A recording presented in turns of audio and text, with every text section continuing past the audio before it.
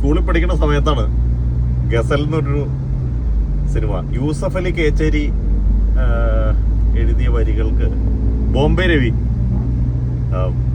ഈണം കൊടുത്തായിരുന്നു. യേശുദാസാണ് പാടിയിരിക്കുന്നത്. ഈ സെൽത്തേൻ കണം കൊണ്ടുവാ തെന്നലേ നീ.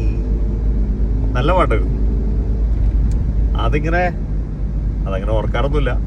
അതിങ്ങനെ മറന്നു കിടക്കുമ്പോഴാണ് ഇപ്പൊ സംഗതി വശാൽ കേശു ഒരു പാട്ട് അറിയാതെ വച്ചു കഴിഞ്ഞപ്പോ അതിന്റെ ഒറിജിനൽ പാട്ട് ഇതായിരുന്നു എന്ന് നമ്മൾ മനസ്സിലാക്കണേ.